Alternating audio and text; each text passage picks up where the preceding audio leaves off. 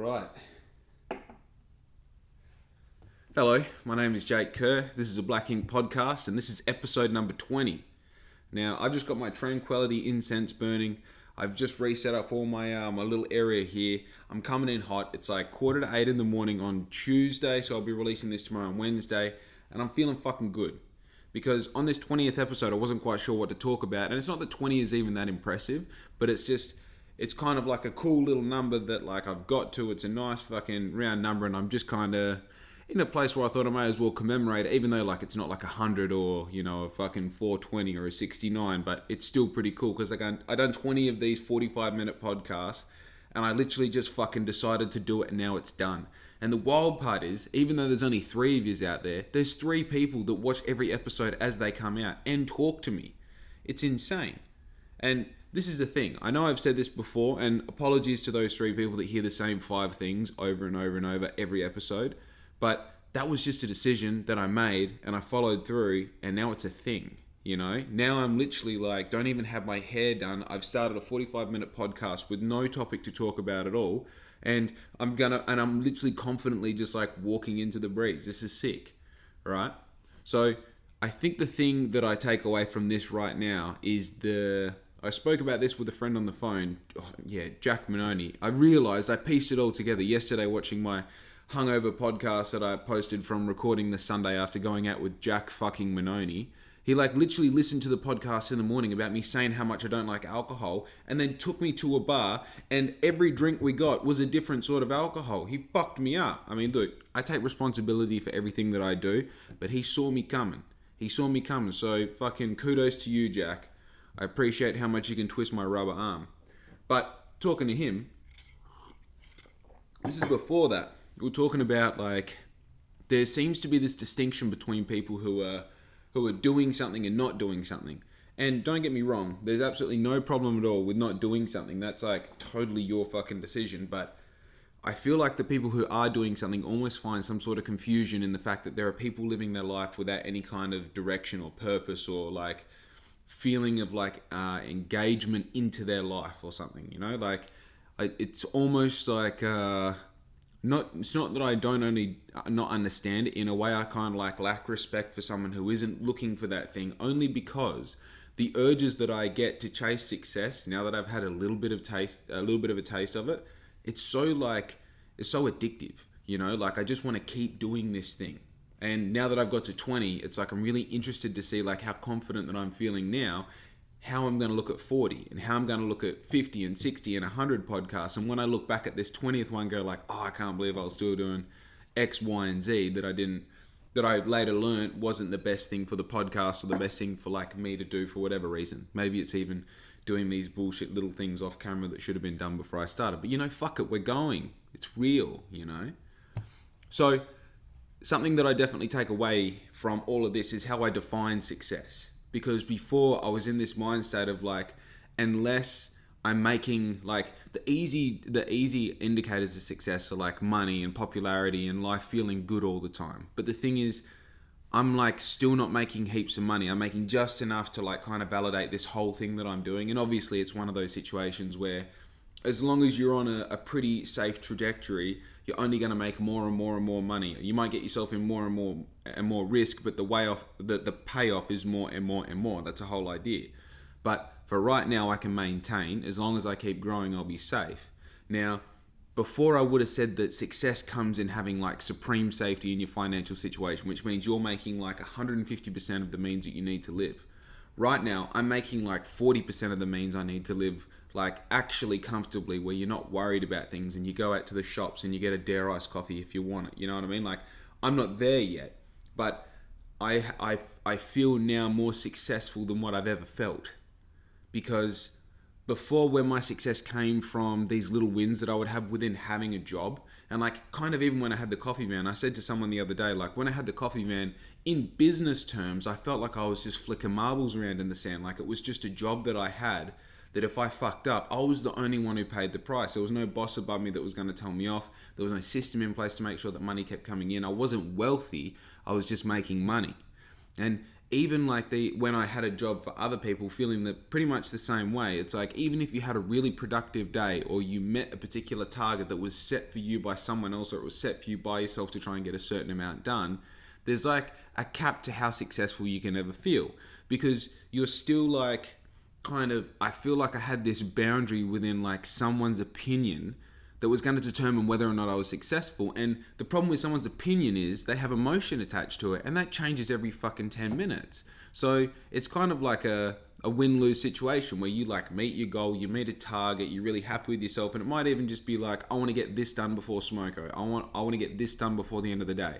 And then you have your response from that, which people can argue and go like, oh yeah, well that should be enough. Yeah, dude, fucking grow up, okay? I'm talking about adult shit now. There needs to be some sort of like, now I've achieved this, now I can achieve that. And I feel like within that workplace environment, there is so much like, I think like bureaucratics is the word. Like there's so many like kind of elements, levels and different like fibers that you have to work amongst to like do really well. And that kind of growing the corporate ladder, like where you go up the corporate ladder, from position to position to position. It's really good, and it's like for the person who's into that's cool, but I feel like it's so one-dimensional, and that it definitely puts you into this category of like I said at the start, like the shit settles and you realize the only thing that you're holding on to is how much money you're making, or how kind of effective you feel within that position. And the success that I feel now, and I don't deem myself as a successful person. I kind of see myself as someone who is on the journey of success. And within that, I'm allowed to feel all levels of success from the bottom to the top. And the thing that I'm saying right now is like at the bottom, even though I'm on like step 1 or step 2 of this massive journey, the success that I'm feeling comes from the fact that I did 20 podcasts. It comes from the fact I can sit here and talk to a camera confidently and know that people that not only I know are listening, but people that I would never guess are listening, people that I've never met are listening, and just fucking do it, Like, the thing that I found out in this whole journey, the difference between me and the person I admire is the decision to become that person. So, what do you want to do? And why aren't you doing it, Just go do it. I was saying to Larissa yesterday, probably one of the most interesting points, one of the most interesting skills that I've had to like, I think to begin with, I had to actually learn what this skill was, and I've had to learn quickly on top of that initial foundation of like knowledge, how to get good at this skill. And it's not letting the stress of like, and some people just fucking do this naturally. This is a weird part, but obviously with everything, like I'm just naturally a good skater, like some people don't know how to skate. But, and this is probably a nurture thing as well, depending on how you were brought up and what sort of like socioeconomic lifestyle you were raised within and what you were kind of taught to find as normal. But I have to like always remind myself, not always remind myself, I guess that's a skill, is to be able to, as I said, I make 40% of what I need to live, and that's just a rough number, like I'm probably selling it up a bit. So say 50% of what I need to live. It's when bills come in that you don't know where the money's going to come to pay for that. Like I've never had that feeling before, as long as like my parents, obviously you don't really know what's going on with your parents, but my parents always made it seem like we had, 100%, 110% of the money we needed. I never went without. I think there was times where I know there was times where they went without so that I didn't. And then kind of as I grew up, there was more money in the household, just given what my parents are doing for work. Both two very smart people. Then when it comes to like my life as an adult, I did get myself in debt with like personal loans and credit cards and shit, but I never didn't have money to pay bills. I always felt like I made, like this is the thing, like between 18 and 21, I think I made like 250% of the money that I needed to make. Because the thing is like, you have no like, I mean, back then the crazy part was you didn't have $100 a month in subscriptions to shit that you didn't use to begin with. There was heaps of expenses that just didn't exist that companies have like really nicely inserted into our lives these past like 10 years. It's crazy. But I was never without money for those bills. And when a big bill came in, it didn't scare me. It's just like, oh fuck, okay, well that's this pay and next pay, and I'll still have, $500 left over or whatever it might be. And that's why I got these personal loans, is because, You know, of course I had the money to pay $150 a week. I was making $900 a week and I had like $100 a week in rent. It didn't make any sense not to get the car that I wanted. So the thing that I've got now is like a phone bill comes in. It's like, you got 8 days to pay this. And it's like, fuck man, I have to get a pretty big gig package. I have to get like 140 gig a month because I do all of my hotspotting through my phone. And obviously like I'm uploading 45-minute videos every few days and I quite regularly go over. But point being is not knowing where that money is going to come from that phone bill, not letting that stress you the slightest at all. Nothing. Before, like when this all started and I first like kind of ran out of money and got to zero, and then I was just like floating kind of hand to mouth up and above zero, like I never really kind of got back up and got ahead again. It's like the thing that I found the most was I was getting these things come in, and because I didn't know how to pay it on that day, I was stressing out. And that stress was causing me to not be able to handle other things that I needed to focus on. And the thing with having a business is there is no clear kind of direction that you have to go like, right, this is what I'm going to do today. This is what's going to propel me forward. You're trying to do 20 things at once every day, and you're still trying to figure out like which one or 5 of those 20 things are the things that you actually need to be doing. You know, there are all these kind of fun little number games, like number rules when it comes to owning a business, saying like there's an 80-20% rule. 20% of the money you spend on marketing brings in 80% of the eyes that see your brand. And it's the same with like your work effort. Like 20% of the work you do brings in 80% of the shit that actually, you know, ends up being the thing that propels your business forward. And it's trying to figure out what 20% that is and putting all your energy into that. So it's kind of hard to, like, the thing that I have had to do is understand that a bill is not an emotional thing. A bill is a logical thing. A bill is just like it's an indicator that something needs to happen. And the fact that it's like connected to like your economic status, like what's going on with your money, that shouldn't change how you feel at all. Because the thing that I've found the most is when I feel poor in my mind, when I feel like I don't have enough money to do something, it comes out in this. It comes out in my Instagram. It comes out in my Facebook. I feel needy. I feel like I'm trying to extract something out of the people around me. But when I can put all of that aside and just focus on the brand itself, that's when you make cool shit. That's when I listen to the people who I need to be listening to, and that's when I understand that I'm just an emotional being going through a whole thing in my world, in my reality, it's real. But out there's people talking about black ink, giving me the answers on what to do next. It allows me just to circle into that instead of circling into my own fucking financial bullshit. You know what I mean? It's an odd thing. And now, like, having that realization, I feel successful because not only have I learned that, but I've actualized it. I've realized that about myself, and I've learned a bit about myself. I've learned a bit about how I can mitigate some things that I'm going through within my own mind, and I can apply it. That's the crazy part. And now that feeling, that little slice of success has literally, it's the opposite of making enough money to live. It's being able to accept that I cannot make enough money to live and put that confidence in myself that I'm someone who can generate wealth when I need to. And even if that is under pressure, I can do it. So rely on the fact that you know that about yourself. And instead of stressing about like, right, how do I get that muscle into gear? Know that you've got that muscle. And when it comes time to tense it, you make the money, you pay the fucking phone bill. It's all good, baby. It's all good. And most of the time when you don't worry about it, you know what happens? A day later, someone makes a massive order on your website, boom, you pay for the phone bill. That's how it works, you know? But look, that's just the kind of, I guess, journey that I've had so far is this. And like, the thing is, the goal is never what seems to be the goal. You know, like even in speed skating, I remember being told, like, don't try and be the best speed skater. Be the best possible version of you that you can be, and let speed skating be the vehicle through which you learn how to do that. And I think the thing with business is it's very much the same. Like, I definitely have an aspiration to have this crazy cool brand that people want to wear, and like you know, obviously like it's in stores and it's you know, selling out all my new releases and, you know, doing everything great that you can imagine with a clothing brand. But man, I just want to fucking enjoy life. Like, that's the goal. I just want to have fun. And the cool thing is, like, building this brand around that is like, that's the tool, that's the vehicle, that's the thing that is a byproduct of what I'm trying to do. And when I go and have these like interactions with, say, customers with local sorry, I'm puffed because I'm excited, right?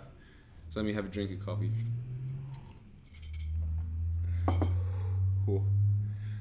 when I go and have these interactions with customers, maybe I'm meeting them for the first time for local drop-offs. It's like, I'm not in that situation someone who's dropping off an order from my business to a customer. I am like meeting another human, and I know that sounds like really kind of, oh, okay, cool, bro, but it's taking that opportunity to like, this is a thing. Very rarely in your life do you actually get to have that sort of like interaction with people. And the thing is, like, if Black Ink keeps doing the thing that I want it to do, I'm going to have that opportunity less and less, because I'm going to have to spend more and more time doing things to control the demand, and like putting together a team, putting together a production place where I can actually like produce all of my own clothes in-house. And the obviously it comes down to like how I structure my business and giving myself the time to do this. But if local drop off remains something that I can keep within my business, the likelihood that I'm going to be able to do it as much as I am right now is definitely going to go down. So I see this opportunity to like go to someone's house or meet them wherever it is, and meet them for the first time and look them in the eye and shake their hand and have that like, well, who are you? What's going on? What makes you interested in Black Ink? You know what I mean? Like, is this like, how do they respond to the product that they're receiving? So it's kind of cool to, instead of trying to be Black Ink in that moment, it's to remind myself to be Jake, And that reminds me of something. So I'm just going to probably jump off that topic now, because I've probably like said it to death. But what's interesting? I was talking to someone who went to, I think it's some sort of like, someone listening to this will know what I'm talking about. It's like a gathering in Perth where people go and sell all their clothes and that, but it's like people who wear like, like cool clothes and shit. Like you might find someone, they're selling secondhand Black Ink sort of thing. And it's like all undercover. It goes for 3 hours or something. Anyway, they said that there was some Instagram influencer there that had heaps of followers, and like they looked up their Instagram, they didn't know who they were, but they could see like, oh yeah, sure, they had heaps of followers. So anyway, she ended up like pointing out this person's table, and ended up like going up over there and like pretty much standing in front of this influencer, and they were just like on their phone. Apparently there was another guy there, and like as she looked at the guy, my friend looked at the guy, he like looked down at his phone again, and it was like really obvious that they were trying to not look at her. Like they didn't have that. This is the thing.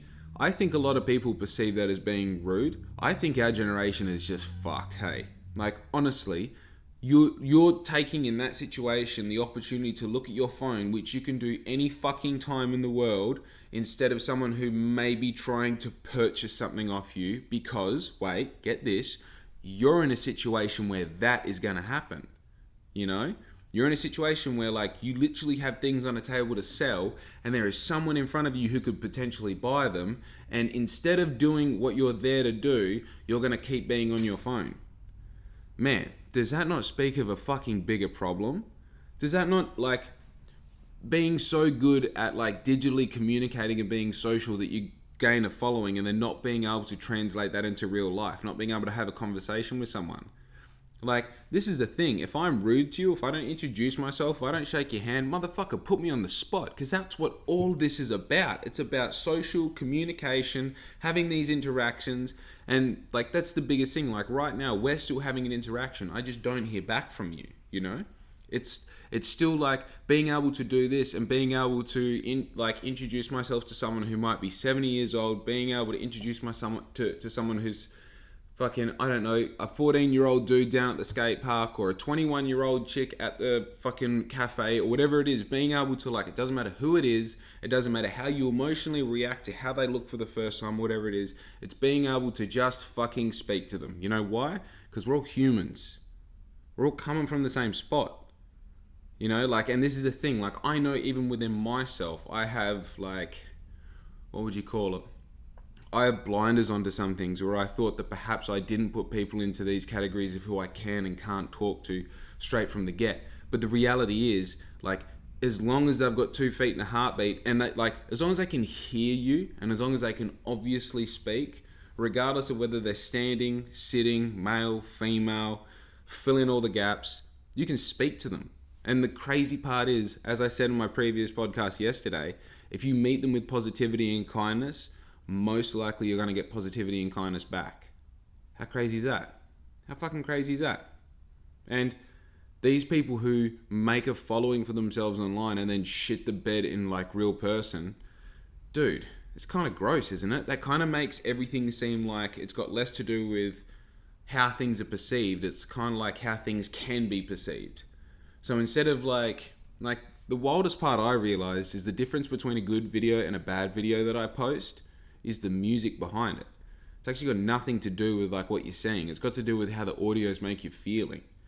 And I mean, obviously I'm using this for my own benefit, but it seems kind of crazy that, I mean, I think I realized this back in high school when like the first pictures of girls from like these particular angles were being posted online where, you know, they'd take it from this angle or that angle, or, you know, looking down was always a big one. That's how old I am. The fucking looking down angle was cool. And the wild part was you would see these pictures and then you saw the girls in real life and there was a discrepancy between the two.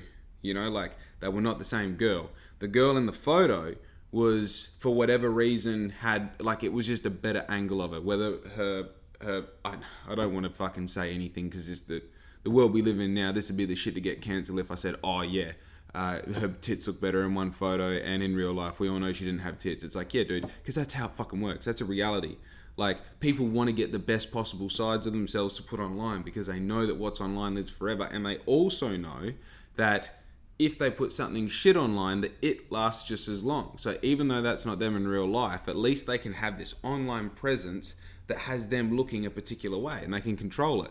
And in the terms of being a female, I'm guessing if you didn't have boobs and then you posted a photo where it made it look like you did have boobs, that'd probably make you feel a bit better and therefore you're more likely to post it. But then, you know, dickhead comes to school and is like, isn't that the chick with the boobs?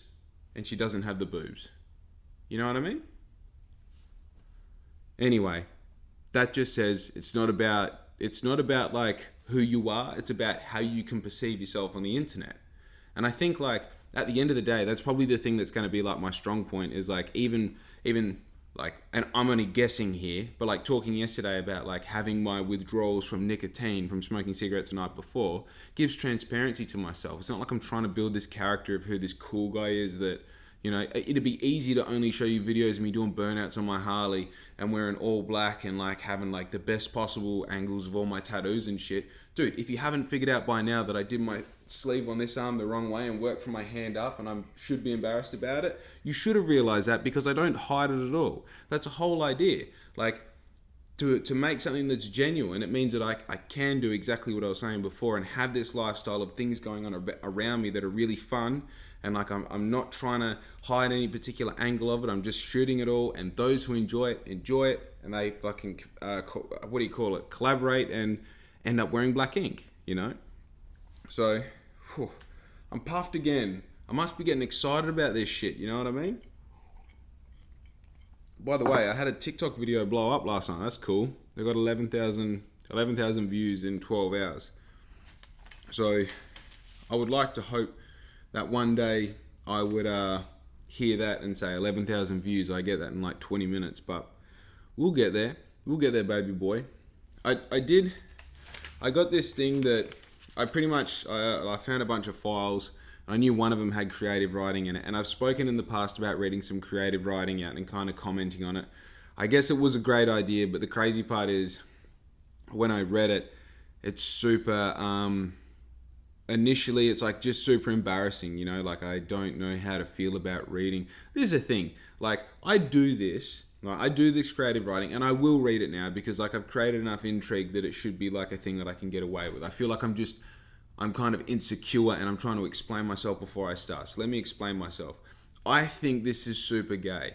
I think creative writing and someone who calls himself a creative writer and all the rest is like, dude, come on, let go of your cock. You know what I mean? Honestly. But also, I feel like that part of my mind might be just really immature. And so I've always given that want and like ability to creative write, express itself and actually go through the notions of creative writing so that if it is something, I can say that I've at least tried to work out that muscle as I've grown up. And consequently, I've done heaps of creative writing.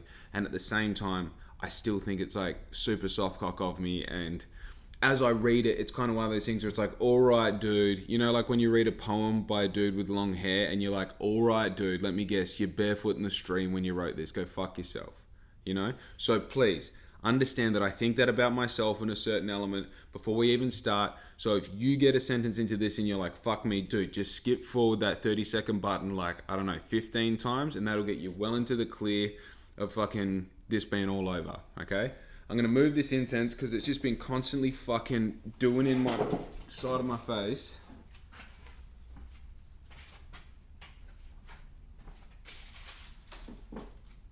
Tell you what though, it does smell pretty fucking tranquil. Ooh, baby. Rightio. My name is Jake Kerr. This is titled Fear, and it was written on the 13th of November 2020. No longer can I believe that I am on this earth without purpose. I can no longer reason in doubt of a higher power in light of my recent discoveries. My place in this physical world seems to hold less value the more I delve into the psychic. I find myself talking to the wind and making agreements with the infinite intelligence. When I observe myself doing this, I see a man praying to his God, assigning his worries, fears, and deepest desires to an assumed yet unknown force, only solidified in faith and belief. Moments of doubt and fear brief me, however, like a follower of the church, my faith grows with each prayer answered. This faith originated as words on a page, and then an idea in my mind, and now I feel it all the way from my tongue to my toenails. A supreme reason for being, as if the goal of living my life has only just become apparent. My physical world now divides itself into two categories: the things that will help me on this supreme journey, and everything else. I see myself no longer as another number, rather a commodity to those of whom I serve, and because of this feeling, I can accurately and with ease remove and exclude the heavy baggage I no longer deem useful. To the person who doubts my cause, my intent, or process, I no longer humour your opinion. I no longer employ the sounds of negativity projected by the sacred and uninformed shape the idea of who I am or who I am becoming. No longer does my voice shake when I ask for what I want or question what I don't understand. And no longer do I fear my potential. That's fucking heaps better than what I remember it being when I read it before, actually. That's, holy shit, that's crazy. That's cool. That's cool. That's interesting because I read that's 4 paragraphs. I read the first and the third paragraph before, and I was like, this is, you know what I mean? Okay, I guess this one's good, you know? I kind of wanted to find something older, but this file of writing is only probably within 6 months old. Oh no, this is like 8 months old. Sorry. No, this is 10 months old. This is, is it the 8th month now? I think it is. So this is over 6 months old. But yeah, so I wrote that November last year, and being called Fear as well. That's interesting. It's that's really cool because I feel what I said there is now happening. That's how it feels. You know, it's super interesting how like I made that crossover where. So to give you an idea, I was raised Catholic. I went to like private schools that were all Catholic up until I of my own according left private school in, I think it was year 10, and it was just like it's just been in year 10, you know what I mean? Like I didn't realize it at the time. This is the thing, I thought I was always a soft cop going through things, and now I look at how I was as a teenager. I'm like, oh, you actually didn't give a fuck about things, but you were super anxious about the fact that you didn't give a fuck, you know? And I don't think I was acting like I didn't give a fuck. I think I didn't, but I think there was like a supreme thing to me saying like, also though, you don't know what's going on, so you like this faking it till you make it, like you really need to be careful about that because it can come to bite you in the ass. And I think that feeling and that thought saved me a lot. But fuck, where was I going with that? I have no idea.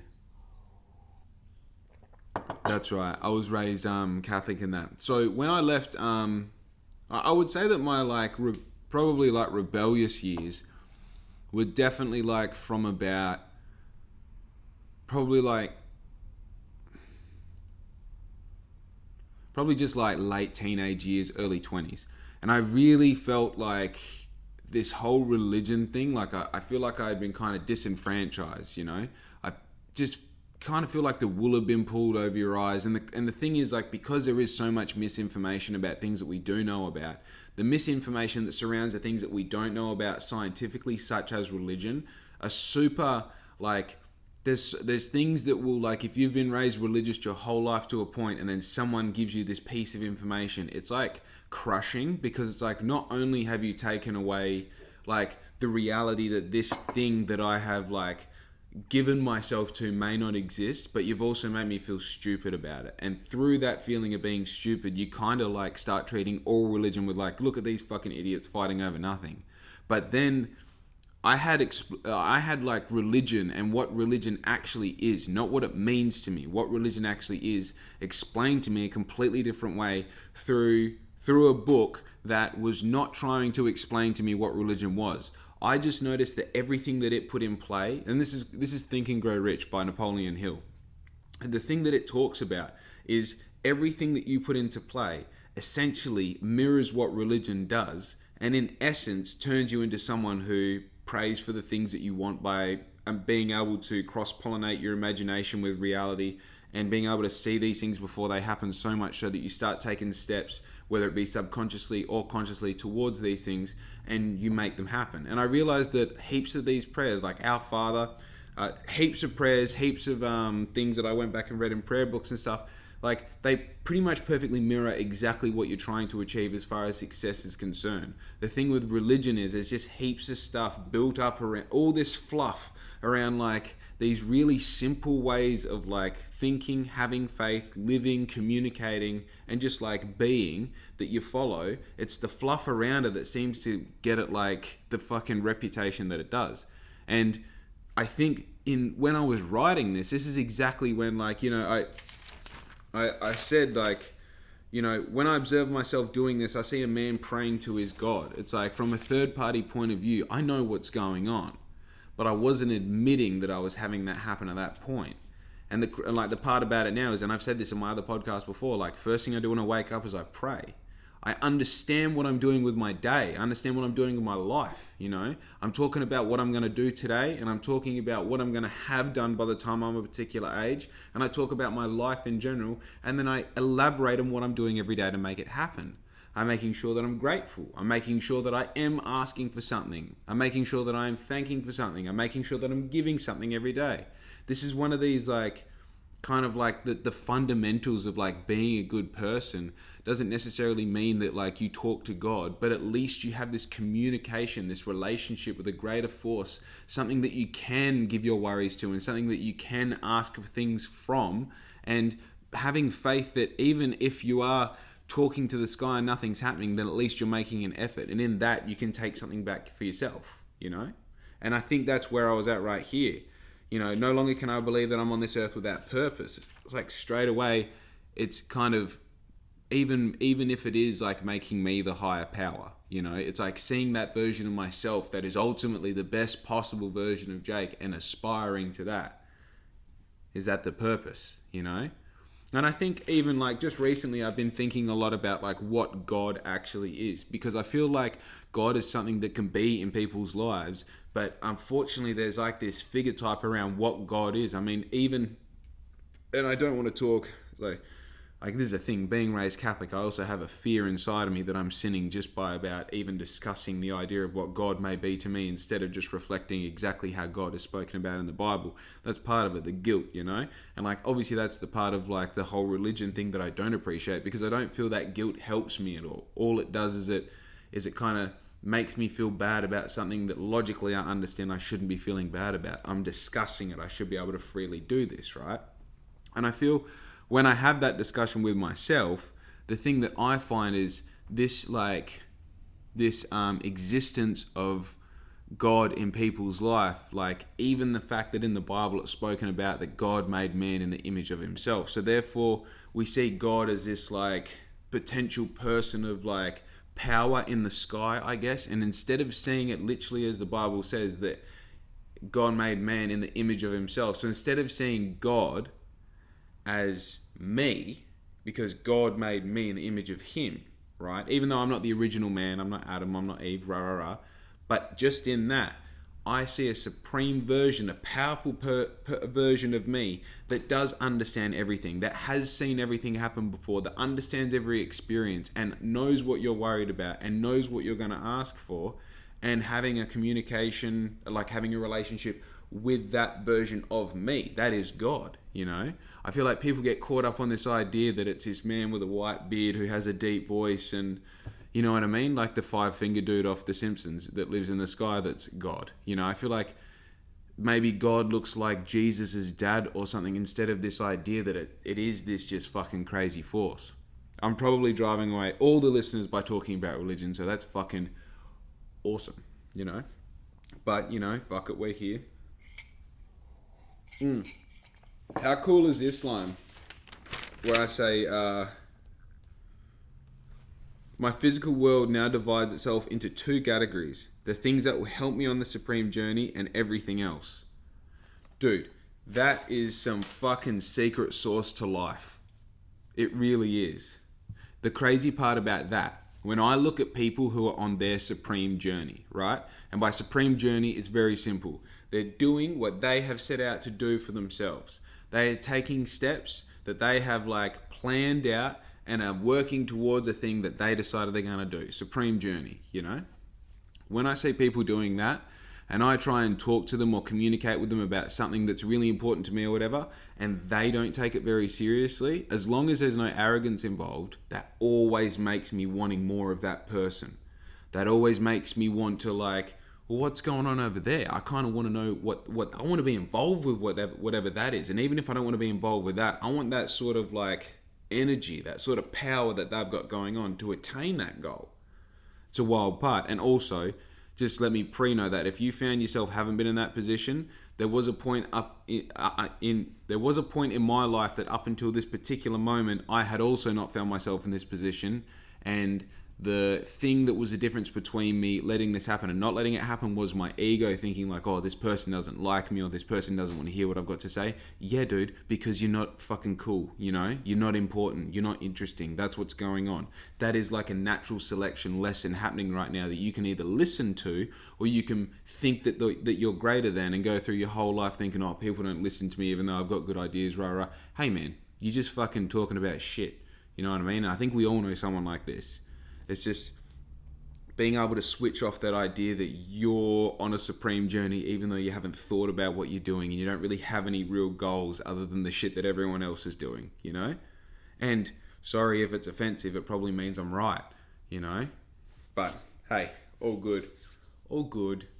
But it's kind of cool. Like when I see that supreme journey shit, that's when like, I mean, I think when I've been around that so many times, that's what like almost got me aggravated with myself that I wasn't doing something greater. And that's where that thing where like, let's go live in a caravan. Let's go fucking do something different. Let's get out of this rental, you know? And then the borders close down. It's like, right, let's just go live somewhere. We have a caravan. Let's just go do it. And then I get there and then that turns into like spending all this like time just being on the internet and being on YouTube and learning how things work and teaching myself how to do things and reading books. And like that's where like I read that book. It literally all started because I was living in Mandurah. I was like researching e-commerce so much just because it came across my YouTube algorithm. Then all of a sudden, next thing I knew, I was building a website, running Facebook advertising, doing all this shit, which then turned into Black Ink. And now, like, my path was so wide and there was so many different like decisions I could have taken, and like the walls keep getting narrower and narrower and narrower. And now it's like I'm so like, as I've said before, I don't know what Black Ink's going to be in fucking 6 months, let alone 6 years. So even though the path is vague ahead of me, I still feel like I'm on a fucking path, you know? And the cool part is I can see where that path turns into like grass, or where it turns into rocks, or where it turns into water. And it seems easier now more than ever to stay on that path. And like, as I spoke about in the beginning of the podcast, using these little lessons of what success is and what success within failure is, use those as those indicators and those beacons to keep you on that path the whole time. And like even having like some of the failures that I've had are just like, it's bizarre, you know what I mean? It's fucking bizarre. I've had to like relearn what it is to fail, because if I was going to let failures stop me, I would have stopped even before Here Fishy turned into Black Ink. I would have just kind of accepted that was my fate and said like, right, I'm not made to sell things online. I don't really have it in me to market. I don't know how to talk to the camera. I don't know how to, appear casual. I don't know how to put up posts. I don't know how to create content, all the rest. And then I just fucking figured it out, Instead of making that decision, I just figured it out. And that whole idea that failure is like an indicator that you should stop, failure is just knowing what doesn't work, Failure is just understanding that you didn't find the thing that did work that time. And the thing about finding something that did work is like finding one of fucking Willy Wonka's golden tickets. It's like, it's out there, but it's just super fucking rare. And the reason that it's rare is that it stops everyone from doing it. Because if everyone could do it, then no one would really want it, And in that, I guess in that you learn something about yourself as well, but let's not go down that fucking deep path, That's just the fun of having that's like the fun of having a life. It's almost like being in GTA and like running around. It's like the sort of person who comes around to your place or you go around to their place and you're playing GTA, and they're like the sort of person who stops at a red light. You know what I mean? They're like, oh, I just want to live it like real life. You know what I mean? Bro, we've got the thing that like never lets you have stars, and you've got the weapons cheat, and you've got fucking invincibility. Dude, we can make the cars fly in this if you really want, and you want to stop at red lights? Can you please go and bash a prostitute? What are you doing? Go into the policing and start shooting cops, you know what I mean? Like, that's the whole point of having this game, And you're going to follow the rules? That's how I feel about people who, like, literally are stoked that they've been at their job for 10 years. Like, what are you excited about? That you've got an ass print in your chair? Like, it's cool that people do that. And obviously there has to be heaps of people that do that. But also, what's the thing that you're chasing? What's your supreme journey? It doesn't have to be throwing everything like I am. Like, obviously, I figured this out before I had kids. I figured this out before I had real responsibility. Somehow, I don't have a massive amount of debt at the age of 28. So I'm like this kind of, like, I'm in my late 20s, so I'm like a young adult, but I'm also still, like, old enough to, like, have a fair amount of, like, understanding of what's going on. Like, as a male, 28, you kind of, like, stop growing. I've just started to fucking chill out a bit as well. And not only that, but I don't have anything holding me back as far as like a family that requires my money or, a massive amount of debt because I bought a house when I was 18 because it was the right thing to do or whatever. Like, it's kind of crazy that I have this opportunity to do this so I can give my whole life to what I want to like try and make a go of. But man, even if it's one night a week, you just want to get really fucking good at squash, dude, I'm telling you, go start playing squash today. Figure out when it is, go do the damn thing. Like, just get good at something and let yourself like fucking expand through that thing, Dude, I've got so preachy on this podcast. I need to fucking relax. Anybody think I got like certificates on the wall that say this person Jake Kerr, when it says you've got a bachelor's? I don't know how university works at all. I don't know like the, what do you call it? The hierarchy of what all the things mean. You you go into a doctor's office and it says, they have 4 on there, and like I'll read them and I'm like, man, the calligraphy's cool, Hey, what's going on? What's going on? All good. We definitely need doctors, and a lot in university that definitely, like, there's a lot of excellent humans produced in these like tertiary education establishments, but also there's a lot of money being fucking thrown around in weird ways in universities, right? You know what I mean? You understand what I'm saying? Yeah, you get me. You and I, right now, you understand. I don't get why the majority of people that I went to school with that went to university, because I've seen a few of them working at cafes since. I'm not saying that I'm not above working at a cafe. I'm just saying that I'm not. Well, I'm working at a mobile cafe this Sunday and next Tuesday, Wednesday, Thursday, but that's different. You know what I mean? Like, I used to have a mobile cafe. It's kind of like I ran out of money and need a job thing, so I guess I'm no better than them. I'm a piece of shit. Oh, dude, this podcast has been fun as fuck. Thank you for kind of sticking with me. Thank you for listening to me read my shit out that I wrote down over 6 months ago. And also like sticking with me through that fucking tranquility incense thing. That was bizarre. But this is episode number 20. I'm feeling like I'm on a roll now. If you've watched all of them, please let me know. Tell me how you feel about the whole thing. I'm thinking about having a guest on really soon, and I'm pretty sure I've got someone in mind. I want to ask them before I say anything. Otherwise, it could be a bit bloody awkward if I say who it is, because I feel like a lot of you know them, and then they don't want to do it for whatever reason. But look, there's some cool things coming up over in the background. This is something I haven't done for a little while, actually. So with Black Ink, at the moment, I was talking to Riz about this yesterday, and kind of what I've got to now. I'm at a point where I wanted to build Black Ink wide.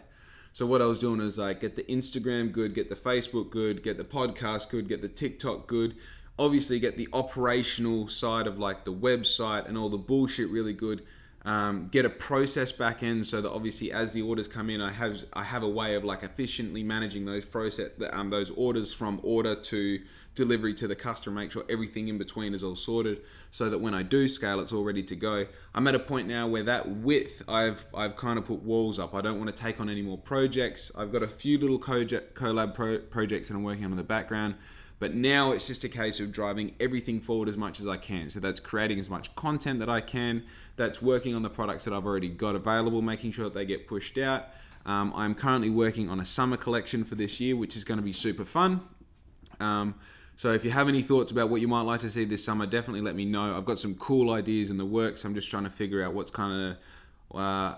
I don't know. I'm trying to figure out like what's going to land well, and also what I'm super keen to wear myself for this summer, because I've followed that rule so far and it seems to always work. Because, get this, as the owner of Black Ink, I am the official ambassador of Black Ink. I'm always wearing Black Ink. You understand? If you ever see me not wearing Black Ink, it's because it's underneath my hoodie. You know what I mean? It's because I'm wearing Black Ink socks and my pants are over them. I'm always wearing Black Ink. So I got to make sure this shit is something that I want to wear. Dude, I went to fucking town the other day. I was wearing a Black Ink crop top. You know what I mean? Anyway, so I'm working on some fun stuff as far as like the production side of things are going. This whole back end of Black Ink, now that I've got like a cool space to work within, I'm super excited. I'm kind of at the point now where the house move is kind of like the water's settling a bit. You know, we're a couple pieces of furniture away from being completely set up. This area that I'm working in now is perfect. I've got a nice long desk area. I've got all my whiteboard set up. The next thing on my agenda is getting all this looking real pretty behind me, because obviously we've got this going on and then nothing going on over here, and it drives me fucking insane the whole time I'm watching this, but it is what it is. So I'm starting to get some shit together, and also, as I spoke about a little bit earlier, I'm looking at getting all of my clothing production done, or as much of it as possible done in-house. So I'm in a bit of a scary part where I'm looking at starting to spend decent amounts of money on my business so that I can do that. How that's going to go, I don't know. I'm probably going to make videos of all the process and stuff back end as well, because obviously everything is a content opportunity. So I take every chance I can to possibly market my brand in the best light possible. So anyway, I've been on here long enough. I've been rabbiting on about absolutely fucking nothing for long enough. I'm going to go enjoy my Tuesday. I hope you enjoy your Wednesday. Motherfucker, I am. Be good to your mum. Out. Yo!